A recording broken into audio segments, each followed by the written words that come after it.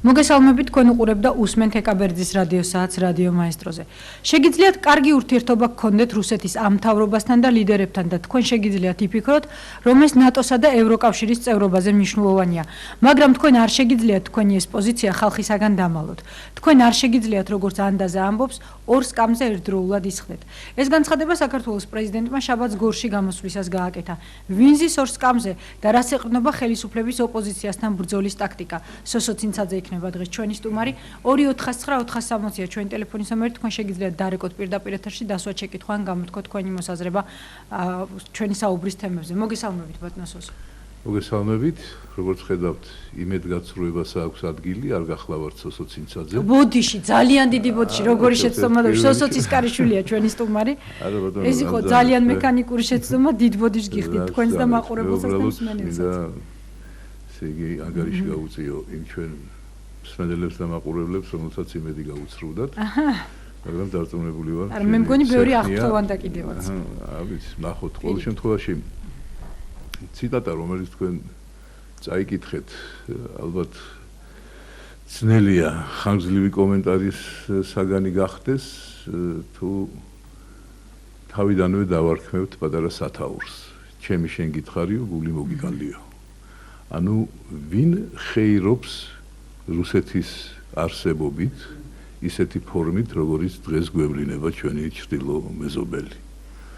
ანუ ვისთვის არის კომფორტული ის დაპირისპირება თითქოს, რომელიც ასე საჯაროა მთელი მსოფლიოსათვის და ვიგრძნობს თავს კომფორტულად იმავე ეკონომიკური ურთიერთობების სფეროში და სრულიად თანმხვედრ ცნობიერების საფუძველზე წარმოთქმულ ფრაზებში და ქვეყნის მართვის ერთიან სტილში. იცით, შეიძლება ვინმეს შეამჩნია ბატონმა პრეზიდენტმა კუდის ქიცინი, მაგრამ ქიცინი ჯობია მე მგონი მუდმივად კუდაწეული პოზის გამოყენებას რუსეთთან მიმართებაში და ნებისმიერი მისი ოცნების ასრულებას. გასაკვირველია, პუტინის ოცნება გახლდათ ოკუპირებული საქართველოს ტერიტორია, მან ეს მიიღო. პუტინის ოცნება გახლდათ, რომ ყოფილიყო პრაქტიკულად ყველა ესეთი მნიშვნელოვანი სტრატეგიული ობიექტი, განსაკუთრებით თქვენ გაქვთ სია საკმაოდ ენერგო მისიაში, ენერგეტიკის სისტემაში და გარდა ამისა, რუსული კაპიტალი თავს მშვენივრად გრძნობს საქართველოში, ყველაზე უფრო დაცულია. ეს სრულიად მკაფიოდ გვაჩვენა აგვისტოს ომმაც, როდესაც იბომბებოდა სხვადასხვა წარმოშობის კაპიტალის მქონე ობიექტები, ოღონდ რუსულ ობიექტებს არაფერი ხიფათი არ ქონია, ერთი ჩიტის არაფრენილა იმ სადენებიდან, რომელშიც რუსული კაპიტალის წყალობით მიედინება დენი.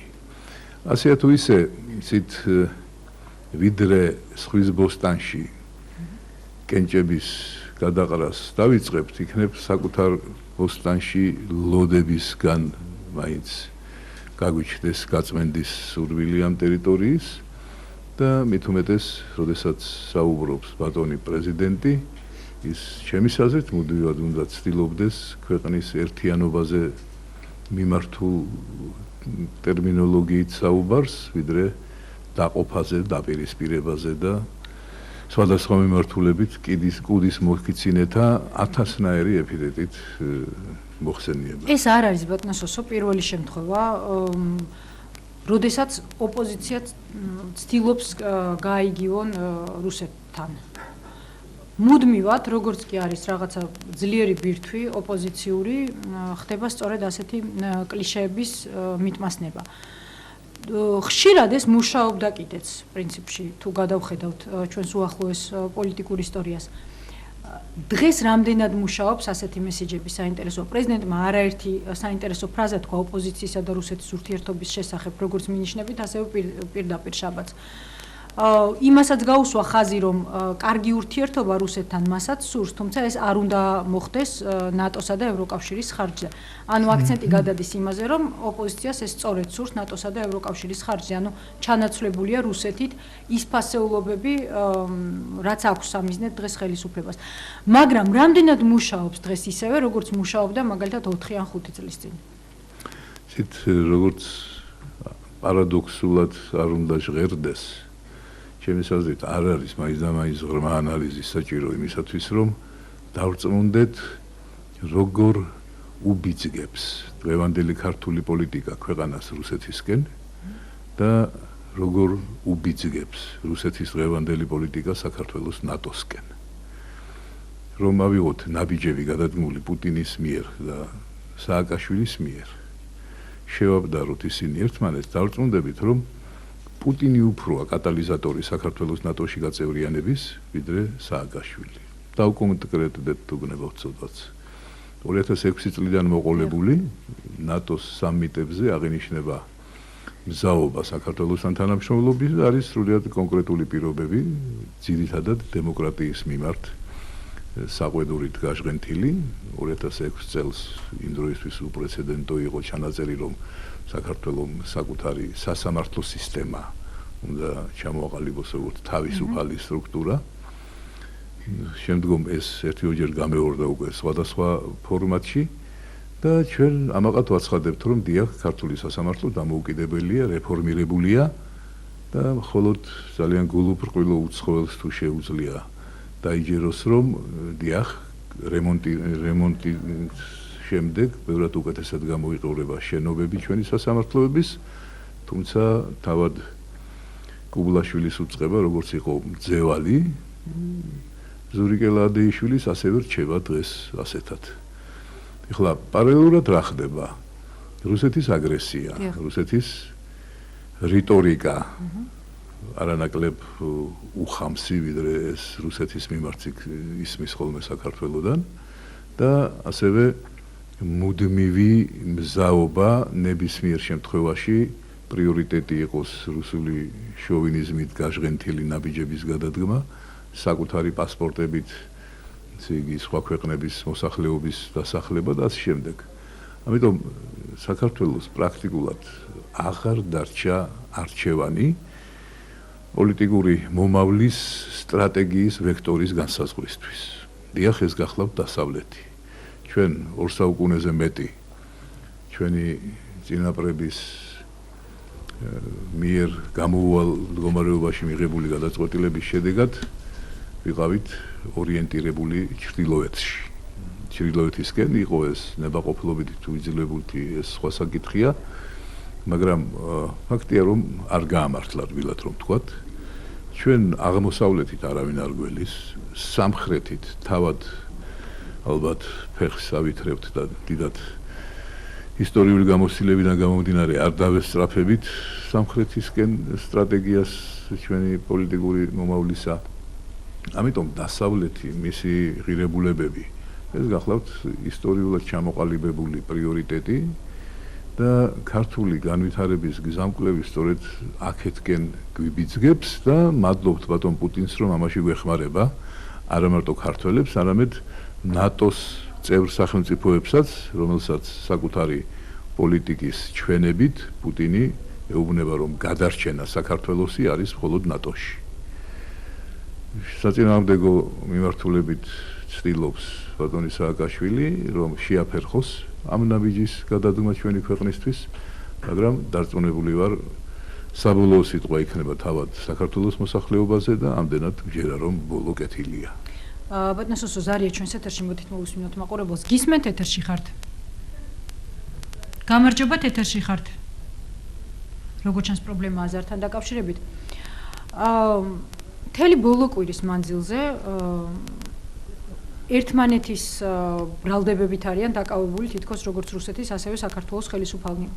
წინა კვირიდან დაიწყო ჯერ რუსეთის პრემიერ-მინისტრის განცხადებებით ეს ყველაფერი, შემდეგ რუსეთის პრეზიდენტის, შემდეგ უკვე საქართველოს უმაღლეს პოლიტიკურ და სამხედრო ხელისუფლებას საერთოდ ბრალი დასდეს ძალიან მძიმე დანაშაულებში, ეგრეთ წოდებულ სამხედრო ოსეთში ჩადენილში, როგორც ამას რუსეთის საგამოძიება იუწყება. შემდეგ ამას მოყვა მართალია არა პირდაპირ პასუხები მიხეილ სააკაშვილის მხრიდან, თუმცა მოყვა ის, რომ მან პირდაპირ დაუკავშირა ქართული ოპოზიცია კიდევ ერთხელ რუსეთს და ამ მიმართულებით ასევე გააკეთა საპასუხო სვლა. თქვენი აზრით, რითი გვანან და რითი განსხვავდებიან ერთმანეთში რუსეთის და საქართველოს მაღალი ხელისუფალნი? მათი გამოსვლის ტექსტები, რომ მეტნაკლებად გულისყურით გადავიკითხოთ, ძალიან ბევრ საერთოს აღმოვაჩენთ. ხლა თუმცა რუსეთის ხელისუფლება თავის ოპოზიციას საქართველოსთან კავშირში არ ძდებს ბრალს. ხო, რასაკვირველია, იმიტომ რომ საქართველო არ წარმოადგენს რეალურ საფრთხეს რუსეთისთვის, სამაგიეროდ ოპოზიციას რუსეთი მოიხსენიებს ამერიკის აგენტებად. ეს პრაქტიკულად იგივეა, რაც საქართველოში რუსეთის აგენტად მოხსენიებას და სწორედ ყველა იმ დამოუკიდებელ არასამთავრობო ორგანიზაციას, რომელსაც უნდა რაიმე ტიპის მონიტორინგი განახორციელოს არჩევნების პროცესისა რუსეთში, ძალიან მარტივად ნათლავენ ამერიკის ხელად რუსეთში. და სულ ახალი დოკუმენტი ვთქვათ, რომელიც საინტერესო იქნება ასეთ საკითხებზე დაფიქრებული ჩვენი მაყურებლებისთვის და მსმენელებისთვის, გახლავთ დღეს გაზეთ მოსკოვსკი ნოვოსტიში გამოქვეყნებული სტატია პრეზიდენტობის კანდიდატ პუტინისა, რომელსაც ქვია რუსეთი ცვალებად სამყაროში, ცვალებად სოფლიოში. და საინტერესოა რასაკვირველია, წაკითხვას ურჩევ მე ჩვენს ტელემაყურებლებს ამ სტატიის, მხოლოდ იმიტომ რომ დავწმუნდეთ, რამდენად მსგავსია სტილი არადემოკრატიული ქვეყნების ხელისუფალთა ასეთი მიმართვების და ასეთი ანალიზის გაკეთებისას. რასაც წერს ბატონი პუტინი, ძნელი არ დაეთანხმო. ოღონდ ეს ტექსტი დამაჯერებელი იქნებოდა ის, რომ ეკუთვნოდეს მაგალითად ვაცლავ ჰაველს. მაგრამ ასეთი ანტიდემოკრატი, როგორც პუტინია, როცა ესე იგი ნიანგის ცრემლებს ღვრის დემოკრატიის ვითარებაზე იმავე დასავლეთში თუ გნებავთ, ან საერთოდ თulis რომ როგორ დაუშვებელია სხვა ქვეყნის ტერიტორიაზე სამხედრო ძალის გამოყენება. ამაზე მეტი დემაგოგიის მწვერვალი ალბათ ძნელი მოსაძიებელია ამ რანგის პოლიტიკოსთა გამოსვლებში და პრაქტიკულად ყველა ის დანაშაული, რაც მას თავად აქვს ჩადენილი საქართველოს წინაშე, წარმოჩენილია ფრაზებით აღწერილი, ოღონდ ცხადია საქართველოზე აქ კრინტი არ არის დაძრული, უბრალოდ როგორც ქმედება ძალიან მკაცრად არის დაგმობილი იმავე პუტინის მიმართ, ოღონდ თუ ეს ცხადია ეხება სხვა ქვეყნებს და არა რუსეთს. ამიტომ ორმაგი სტანდარტები მისაღებია მხოლოდ იქ, სადაც დემოკრატია სავალალო მდგომარეობაშია, ხოლო თუ კი ვინმეს შეიძლება შეეჯიბროს საქართველოს თავისი ხარისხით დემოკრატიის, ეს მხოლოდ რუსეთი გახლავთ.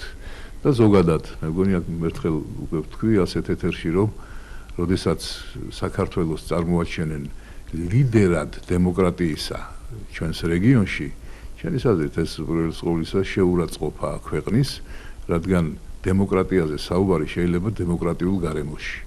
და ჩვენს რეგიონში, რომელსაც ძალიან დიდი გზა აქვს გასავლელი ჯერ კიდევ რეალურ დემოკრატიამდე და რაც თავარია უბედურება ის გახლავთ, რომ რეალური პოლიტიკური ნება ჩვენს რეგიონში არ არსებობს, პოსტსაბჭოთა სივრცეს გულისხმობ, ბალტიკის გარეშე, რომ ამ სვლას რაღაცა სტიმული მიეცეს და დემოკრატია იყოს არა მხოლოდ სიტყვის მასალა, არამედ რეალურად გაცნობიერებული აუცილებლობა ქვეყნის ყოფისა. ზარი არის ბატონო სოსო, მოდით მოვუსმინოთ მაყურებლის შეკითხვას, გისმენთ ეთერში ხართ.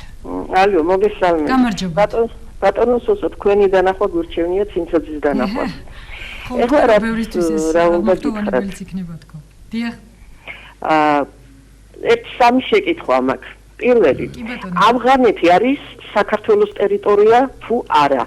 თუ საქართველოს ტერიტორიაა, მაშინ საქართველო რატო არ ქვია და თუ ავღანეთია, რას ვიცავთ იქ და არის თუ არა ჩვენს მიერ ოკუპირებული ავღანეთი? ნუ სააკაშვილის ახლა ჩვენს გაუნათლებლები მგონი ვართ, მაგრამ ყველამ ვიცით და ვინც იმას იძახით, რომ სამშობლოს იცავს ჩვენი ჯარი, ნუ რა ვიცი, მე მგონი დიდი შეცდომაა.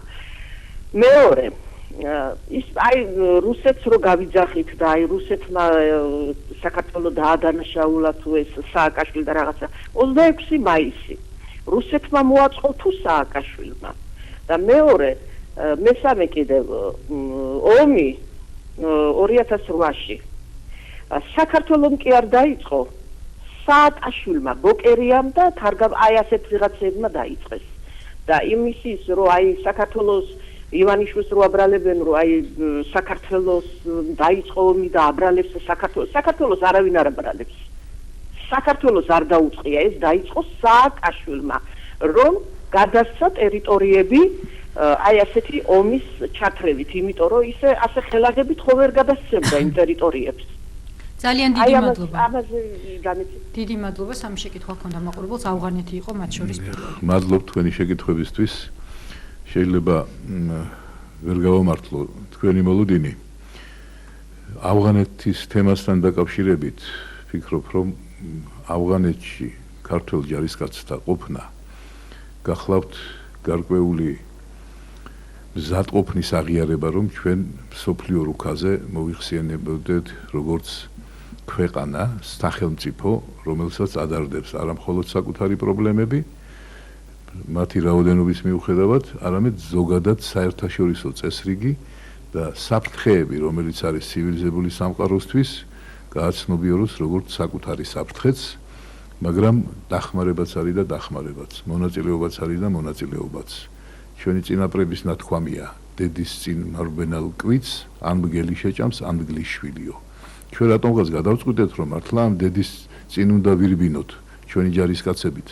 და გადავაჭარბოთ მთელ შემადგენლობას ლამის ნატოს ქვეყნებისა ერთულ მოსახლეზე გაგზავნილი ჯარისკაცების რაოდენობით და ეს უკვე არის რბილად რო ვთქვათ უმეცრება თუ უფრო წარე სიტყვა მოგვადგა ენაზე არც ის იქნება ურიგო ეს დანაშაულია როდესაც გარკვეულწილად საკუთარი პოლიტიკური ინტერესების გამო ის ზრდი რაოდენობას ქვეყანა აყოფებისა ავღანეთში რომ ნუ უკვე არა ახტაცებას იწვევს იმავე ამერიკელებში არამედ უკვე გაკვირვებასაც იწვევს და არ უნდა ვიყოთ ისეთ როლში როდესაც ჩვენი ახალგაზრდების ბედი ვინმესთვის უფრო სადარდებელი გახდეს ვიდრე საკუთარი ხელისუფლებისთვის. ვენესოს ოდნავ რომ განვავრცოთ ავღანეთის თემა, თქვენ ბრძანეთ რომ საკუთარი ინტერესებიდან გამომდინარე შეიძლება აკეთებდეს ამას ხელისუფლება. მოდით მაშინ ვისაუბროთ იმაზე კონკრეტულად რა პლუსი იღებს ამით ამ შემთხვევაში კონკრეტული ხელისუფლება. ერთია ის რასაც იღებს ქვეყანა, მეორეს რას შეიძლება მიიღოს ხელისუფლებამ იმისთვის რომ მას ავღანეთში ყავს დღეს ჩვენ ვართ მსოფლიოში მეორე ქვეყანა ამერიკის შემდეგ ჩვენი კონტრიბუციით. ცით რა შესაქმე აქ სახელმწიფოს დივიდენდები და ხელისუფლების დივიდენდები სწორედ იმით განსხვავდება რასაც ქვია მონაწილეობა ამ ოპერაციაში და მონაწილეობა იმ რაოდენობის ჯარისკაცით რომელიც ჩვენ გვაქვს.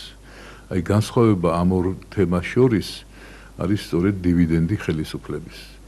არავინ ეტყვის რომ იცით თქვენი ჯარისკაცები ნუ წამოვლენ ჩვენ გავაგზავნით სასიკვდილოდ ჩვენ ბიჭებს და უცებ ხდება თანაც იმ პერიოდში როდესაც ინგლისი აცხადებს ჯარის გამოყვანაზე ამერიკა ზუსტ თარიღს საფრანგეთი აპირებენ ასე შეამცირონ ყველანი ჩვენ ზრდით ეს ხო უკვე ანომალიაა და ვერც თუ ზნეობრივ საქციელად ჩავთვლით ну ტრაბახი და ვიღაცისთვის თავის მოწონება ეს სახელმწიფო საქმე არ არის.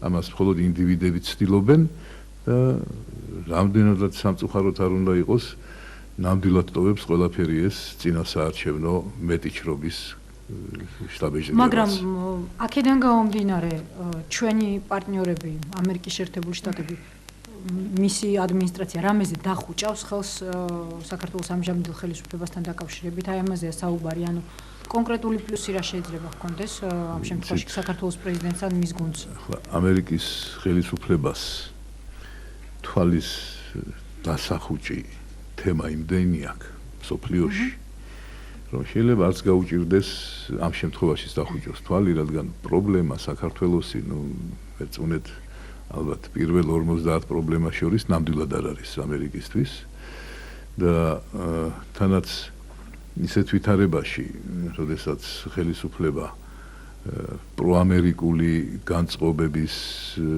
იდეოლოგად არის წარმოჩენილი, თუმცა რეალურად მათი ქმედება ბადებს სწორედ ანტიამერიკანიზმს ჩვენ საზოგადოებაში, რაც ასევე ჩემი აზრით ერთ-ერთი დანაშაულია ჩვენი ხელისუფლების. გამოვრიცხავ, რომ შეუმჩნეველი გახდეს ეს ყველაფერი ამერიკის ადმინისტრაციისთვის, ამერიკის საზოგადოებისთვის, ოღონდ საკითხავი ეს არის, რომ შეამჩნევენ და გაიაზრებენ რეაგირების ფორმა რა იქნება. არ ამგონია ეს იყოს ის ფორმა, რომელიც თქვათ წარმოუდგენია ჩვენს რადიკალურ ოპოზიციას და რაიმე ტიპის ნიურნბერგის პროცესის მოლოდინში შეიძლება ვინმე იყოს, მაგრამ ასეთი მოლოდინები მხოლოდ ამსხვრევს სხვადასხვა ოცნებას და ჯობია ვიყოთ რეალისტები.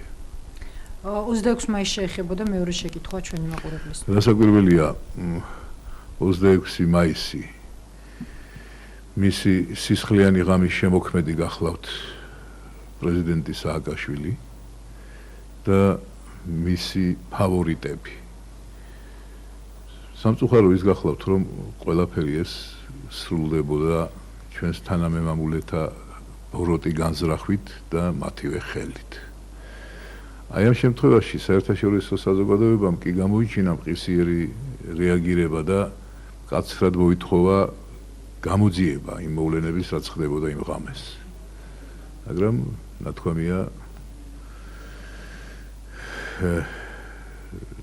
ვისაც რა უნდა თქვასო, უთანმა უნდა ხნასო და აი ეს დღესაც დგას თითქმის ყველა საერთაშორისო ანგარიში, რაც ბოლო პერიოდში გამოქვეყნდა, ის საკითხი, რომ ხელახლა უნდა იქნას 26 მაისი გამოძიებული.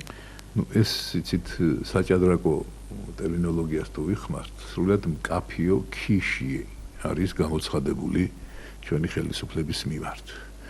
და ბოლოს და ბოლოს მუდმივი ქიშის მყოფი მეფე საჭადრაკო დაფიდან ვარდება ხოლმე. მას აღარ აქვს სამორდრაო სივრცე. რასაკვირველია ეს დანაშაული, რაც არ უნდა ეცადოს ხელისუფლება, არც დამალული იქნება და არც ნაპატიები ქართველი ხალხისაგან. 2008-ში რამოდენიმე ადამიანის მიერ დაწყებული ომია ჩვენი მაყურებლის აზრით ვფიქრობ, რომ ეს ყველაფერი ცოტა უფრო ადრე იწყებოდა, როცა ჯერ კიდევ 2007 წლის გაზაფხულზე არსებობდა გეგმა, ოღონდ აფხაზეთის მიმართულებით დათვლილი იყო რამდენ დღეში იქნებოდა ქართული დროშა სოხუმში აფრიალებული, რამდენი ჯარისკაცი დაიღუპებოდა ქართული მხრიდან და ამაზე, რადგან მე ვიცი, შესაბამისად, მხოლოდ საიდუმლოდ არ საუბრობდნენ ნაციონალური მოძრაობის ლიდერები.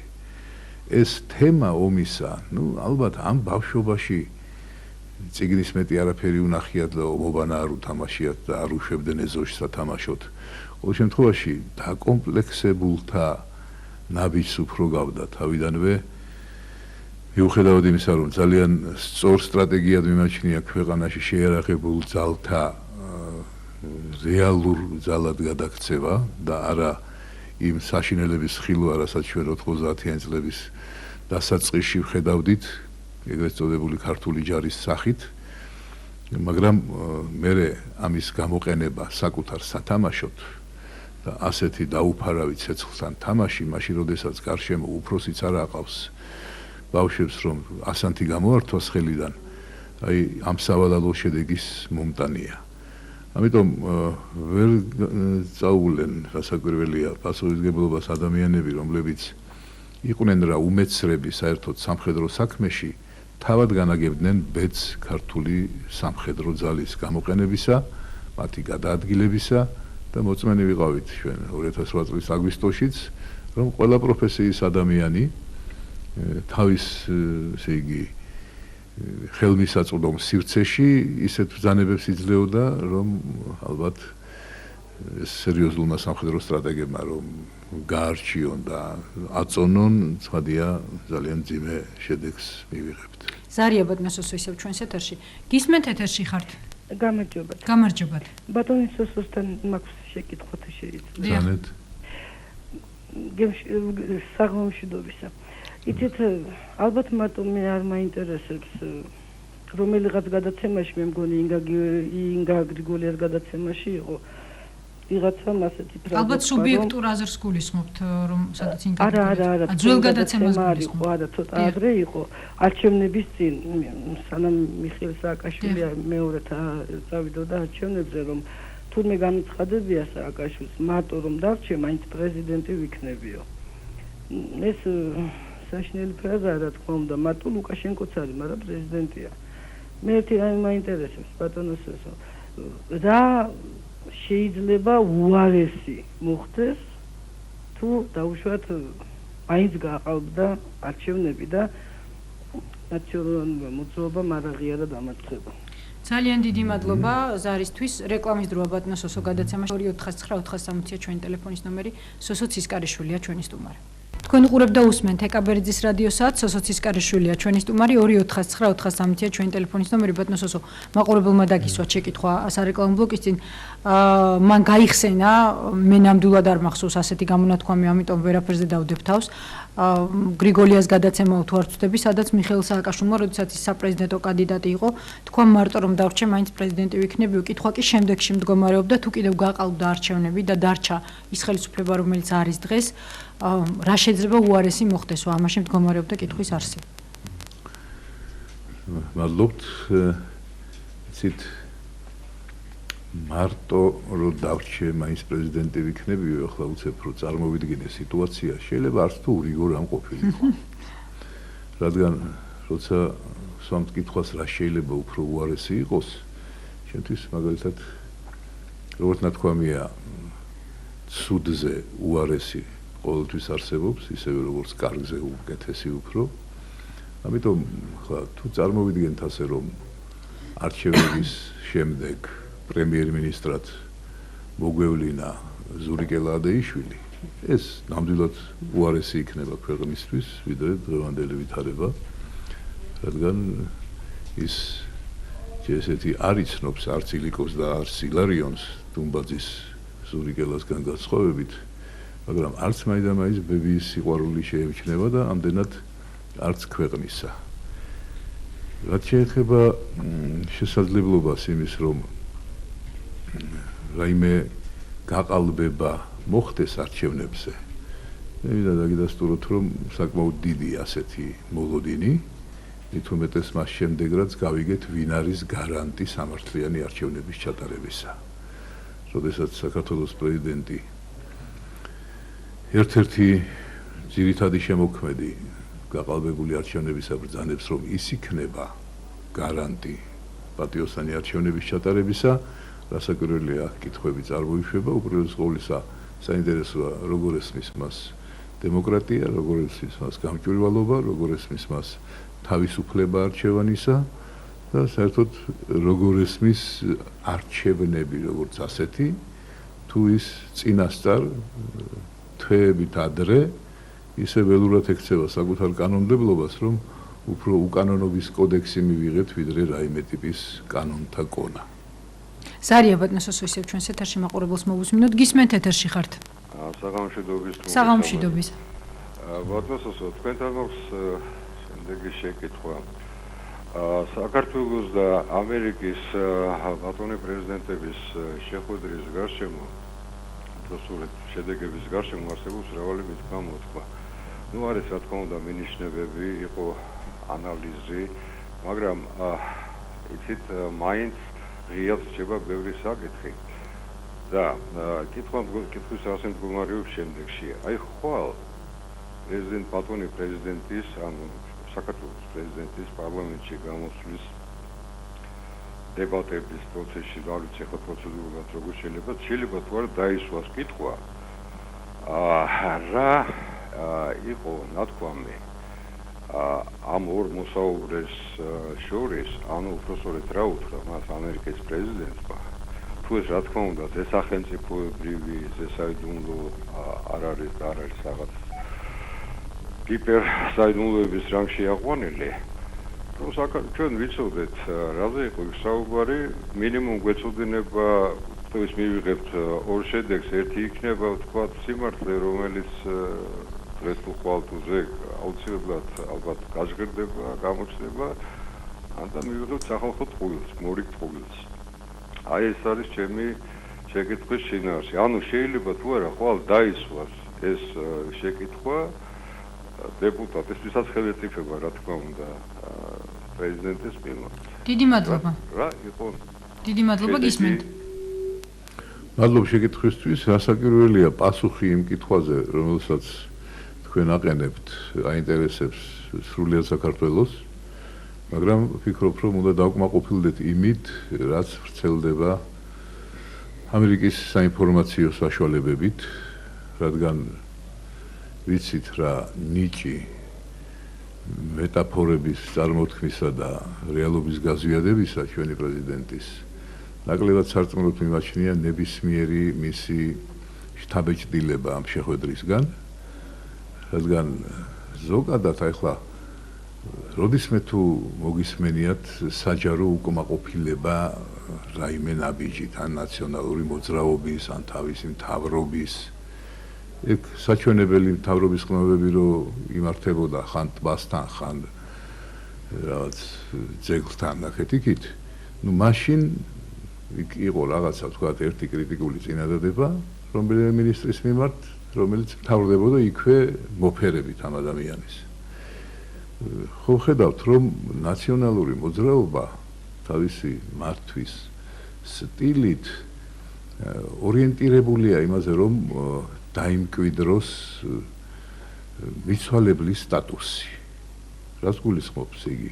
მოგეხსენებათ მიცვალებულზე ან ცუდი ან არაფერიო.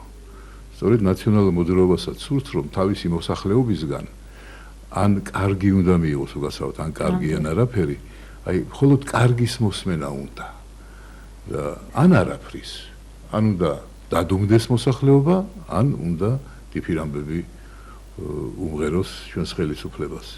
ასეთი ტიპის გამოსვლა იქნება. ხვალაც ისევ ჩემი აზრით მივეჩვიეთ კრიტიკას ოპოზიციის ზოგიერთი წარმომადგენლისგან ასეთ შემთხვევებში არა ვარ დაწუნებული რომ იყოს დებატები, რასაც ასეთი ქვია. დროც ისეა შერჩეული ამ გამოსვლის რომ თბილისელთა დიდი ნაწილი რომელსაც აინტერესებს ეს გამოსვლა იქნება რუსთაველის თეატრში და რამაზ შხიკვაძის ხსოვნას მიაგებს პატივს. ამიტომ ნუ ველოდებით რომ ამ გამოსვლაში ჩვენ რაიმე ჩვენსავე კითხვებზე მივიღებთ პასუხს. თუმცა კითხვები რასაკვირველია ბევრია, რადგან კარგად მახსოვს შარშანდელი თებერვლის გამოსვლა ბატონი პრეზიდენტის, რომელიც ბრძანებდა რომ აი გასული წლის განმავლობაში საქართველოში უნდა დამყარებულიყო ევროპული სტანდარტის დემოკრატია და სინგაპურის სტანდარტების ეკონომიკა უნდა აღორძინებულიყო. თავად შეაფასეთ თქვენ თვითონ, სად წავიდა წინ თუ უკან დემოკრატია და გაფურჩქმის რა ეტაპზე იყოფება ქართული ეკონომიკა. ბატონო სუსუ, ისევ ზარი არის ჩვენს ეთერში, მოვუსმინოთ მაყურებელს. ეთერში ხართ, გისმენთ? მოგესალმებით. გამარჯობათ. კალბატონო ეკამ შვენიურად გამოიყურებით როგორც დიდი მადლობა. ბატონო სუსუ, თქვენთან მექნება ესეთი შეკითხვა, სანამ შეკითხვას დავსვამდე მინდა ესე დავიწყო. ჩვენო პატრიარქმა მისმა უწმინდესობა მამასწინათ თუ გახსოვთ იმასთან დაკავშირებით რომ მან მორიგი ნათლობა ჩაატარა ესე ვთქვათ ნათლისღების დღესასწაულზე მაშინ მიმართა თავის ნათლულებს და იქ მე ერთ ფრაზას მოვიყვან მხოლოდ ნუ იქნებით ზედმეტად ლიბერალები რომ კაცმა თქვა მე მგონი ეს იმ ახალშობილების გარდა ჩვენ დიდებისთვისაც იყო საყურადღებო და მე მაინტერესებს უბრალოდ თქვენთვის და თუ გაქვთ ინფორმაცია ქართული ოცნებისთვის აი ეს დასავლური ლიბერალური დემოკრატია სად გადის პირადად თქვენთვის ლიბერალობის ზღვარი რა ხო გამიგეთ რას ვამბობ, იმიტომ რომ ლიბერალობა აი ილია ჭავჭავაძესაც ხონდა ამაზე მსჯელობა თავის დროზე და მასაც ამუნაცებდნენ რა არა ლიბერალობაში დებდნენ ბრას, მაგრამ ჩემი საზრით ზედმეტი ლიბერალობა იმას გულისხმობს, რომ ის ანგრევს ყოველგვარ ეროვნულს და თვითყოფაც რაც ქართულია. აი ძალიან გთხოვთ ამაზე მიპასუხოთ. დიდი მადლობა ზარისთვის, გისმენთ ბატონო სოსო. მადლობთ ასეთი საკმაოდ მრავლის მომცველი კითხვისათვის ალბათ ფორმატი ამ გადაცემისა არ მოგცემს ძალიან ღრმად შესვლის საშუალებას ამ თემაში. თუმცა ჯერ უნდა დავწმუნდეთ, რომ ლიბერალიზმი როგორც ასეთი ჩვენ გვესმის კლასიკური გაგებით და არა იმ ფსევდო შეზავებული ფრაზეოლოგიით, რასაც ჩვენ დღეს ვისმენთ ჩვენს ქვეყანაში. როდესაც ლიბერალიზმი ეკონომიკასთან მიბმაში არის რეალურად ქართული ბენდუნომიკის სინონიმი, რასაკვირველია ეს ტერმინი ძალიან ნეგატიურ ასოციაციას იწვევს და თავად როცა ლიბერალიზმს ეძახიან იმ მიმდინარეობას, რის გამოც ჩვენი შრომის კოდექსი პრაქტიკულად ფეოდალურ წყობილებაში აბრუნებს დაქირავებულ პირებს და დასაქმებულებს. რასაკვირველია ლიბერალიზმის მიმართ რაიმე ტიპის კეთილგანწყობა ძნელი წარმოსადგენია. თუ არის რომ მართლა საწყისებს ლიბერალიზმისა და თუ ლიბერალიზმის სიკეთეზე შენ მხოლოდ ყურმოყვრით იცი და საკუთარ ქვეყანაში რეალურად ამის ესე იგი გამოცდილება ესე იგი არ ჩანს. ხლა, როდესაც კაცთმოყვარეობის ნაცვლად ნულოვანი ტოლერანტობა გაცხადებული ქვეყნის პოზიციად ძალიან ძნელია რომ ლიბერალიზმს მოუნახოთ სწორი გასაღები და შევაფასოთ ის როგორც პროგრესის გზით სვლის ერთ-ერთი ესე იგი წინამძღოლი. ძნელია გაატარო რასაკვირველია ცალკეულ შემთხვევაში ზღვარი ლიბერალიზმის ფასეულობებსა და კაცრი რეალობის შეფასებას შორის. არ არის არანაირი ფილოსოფიური მოძღვრება ყოვლის მომცველი და ყველა შემთხვევაში გამოყენებადი, მაგრამ მე პირადად იმ ლიბერალიზმის მიმართ, რომელსაც აღიარებს კლასიკა და რომელსაც ეფუძნება დემოკრატიული ცნობიერება. რასაკვირველია, ძალიან კეთილგანწყობილი ვარ, თუმცა სამწუხაროდ ვერ დავიბადე იმ ეპოქაში და ტერიტორიულად იმ გეოგრაფიულ წერტილში, სადაც ამის რეალიზება და აღქმა იქნებოდა ჩემთვის შესაძლებელი, ვერც საბჭოთა კავშირის პერიოდში და სამწუხაროდ ვერც უკანასკნელი 20 წლის განმავლობაში. ამიტომ დავძრახავთ ლიბერალიზმს როგორც მოძღვრებას, რადგან მისი არასწორი ინტერპრეტაცია უფრო მეტი ზიანის მიმყენებელია ამ ცნებისთვის, ვიდრე ვინმესთვის ზარალის მიმყენებელი იყოს თავად ლიბერალიზმის ესე იგი სოფხედველური საფუძვლები და ის სამართლიანობის განცდის აუცილებლობა, რომელიც თანამდევი პროცესია ლიბერალური განვითარების. ზარია ბადნასოსო ისევ ჩვენს ეთერში. გისმენთ თქვენ ეთერში ხართ. ალო, გამარჯობა. გამარჯობათ. ბატონ სოსოსთან ესეთი მაინტერესებს. ერთ-ერთ თქვენს მეზობელ რადიოში ახლა ჩატარდა გამოკითხვა ინტერაქტიული ნატოსთან მიმართებაში და გამოკითხულთა დაახლოებით 25% დაუჭირა მხოლოდ ამ ნატოში გაწევრიანებას საქართველოს. თქვენ ერთ-ერთი მადლიანი ხართ, ვინც ემხრობა ნატოში გაწევრიანებას. და კითხვაც ამას ეხება, როგორ წარმოგიდგენიათ საქართველოს გაწევრიანება ნატოში? იქიდან გამომდინარე, რომ 2024 წლამდე ახლა პუტინი იქნება ხო რუსეთის პრეზიდენტი, ეს ერთი და მეორე ევროპა არ დაუპირისპირდება რუსეთს პირდაპირ ვთქვათ არ უიტყვის უას რუსულ ბაზარზე და რუსულ გაზზე საქართველოს გულისთვის და კონფლიქტის ხარი არ გამოვა. აი ჩვენ ჩვენი ხსნა როგორც თქვენ ამბობთ ნატოში გაწევრიანება როგორ არის და როგორ დავიბრუნებთ ნატოში გაწევრიანებული თქვა მოხდა სასწაული და გავწევრიანი ნატოში როგორ დავიბრუნებთ ტერიტორიულ მთლიანობას და ყოველივე ეს ხო არ არის ხალხის მოტყუება და რაღაც უკაცრავად და ვირის წინ თივის ჩამოკიდება. დიდი მადლობა, საინტერესო შეკითხვა ალბათ ნასოსო გისმენთ. მადლობთ, ეს კითხვა სრულიად ლეგიტიმურია, ის იგი არსებობს ჩვენს საზოგადოებრივ სივრცეში და ცხადია ამაზე პასუხის გაცემა საჭიროა. ახლა მზა რეცეპტები ასეთი არ არსებობს, რომ ყველა ქვეყანას მენიუს სახით გადაუშალოს ნატომ და მან იქიდან რაიმე არჩიოს. მაგრამ გამომდინარე იმ საფრთხეებიდან, რაც გამოწვეულია ჩვენი გეოგრაფიული მდებარეობით, ასაკურველია საჭიროა ოქროს შუალედის ძიება, რამდენად მოხერხდება ეს დამოკიდებული იქნება პოლიტიკურ ნებაზეც და ტექნიკაზეც ამ ნების გამოჟღავნების. საკმაოდ ხანგრძლივი დროის განმავლობაში საფრანგეთი არ გახლდათ ნატოს სამხედრო ორგანიზაციის წევრი. ის მხოლოდ პოლიტიკური ასპექტით იყო ჩართული. მართალია საქართველოს იმდენად მიმზიდველი არ არის როგორც საფრანგეთი ნატოსთვის, მაგრამ გამომდინარე იმ რესურსებიდან, რომელიც მას გააჩნია უპირველეს ყოვლისა თავისი გეოპოლიტიკური რესურსებით, რატომაც არა, რომ დავიწყოთ სწორედ პოლიტიკური კომპონენტით თანამშრომლობა და არა იმ სამხედრო კომპონენტით, რომელიც ჯერ ესეთი ხედავთ, რომ არაადეკვატურად შეიძლება იყოს გამოყენებული ჩვენი ხელისუფლების მიერ და ასევე არაადეკვატური რეაქცია შეიძლება გამოიწვიოს ჩვენ ჩრდილოეთ მეზობელში.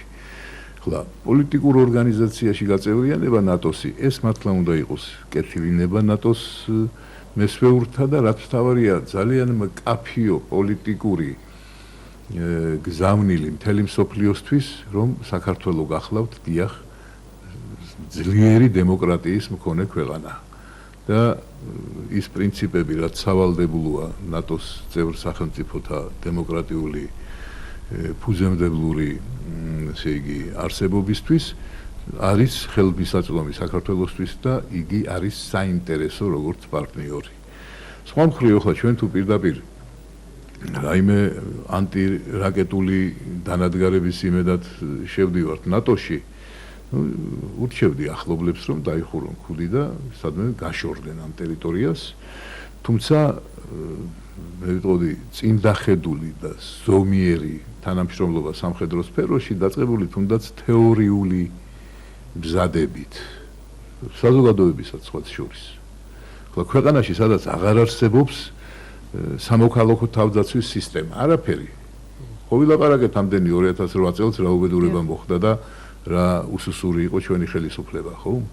არც ერთი თავშესაფარი არ გაკეთებულა მას შემდეგ, მხოლოდ იმაზეა საუბარი, რომ პუტინი ომის დაწყებას იწყებს. და აპირებს ასე და მას იზამს, იმას იზამს. კი ბატონო, ის თუ ამას იზამს, ჩვენ რას ვაკეთებთ? სად შეაფაროს ბავშვებმა მაინც თავი რაიმე ასეთი საფრთხის პირობებში. ანუ ჩვენ დამოუკიდებლად ვერც სამხედრო და ვერც პოლიტიკურ ორიენტირებს ვერც ვისახავთ და ცხადია ვერც ვახორციელებთ. ეს ქვეყნის უბედურება არაფერი სასიკეთო ამაში არ არის და თუ ვინმეს გონია რომ ეს ჩვენ შეგვიძლია და ყველაფერი უკვე გაკეთებულია, მით უარესი. ამიტომ ნატო იქნება ჩვენთვის გარკვეული შეზღუდვების დამამტკიცებელი, რომელიც აღარ იქნება დამოკიდებული ამა თუ იმ პოლიტიკური გუნდის ახირებული ოცნებების ასრულებაზე. და თავისთავად ცივილიზებული სამყაროს წევრობა ბევრად უფრო მეტ პერსპექტივას უჩენს ჩვენ სახელმწიფოს, ვიდრე ლიდერად მოხსენიება იმ რეგიონში, სადაც მხოლოდ ისტორიის სახელმწიფოები უნდა წავიკითხოთ, რომ საკუთარ ცივილიზაციაზე წარმოდგენა შევიქმნათ.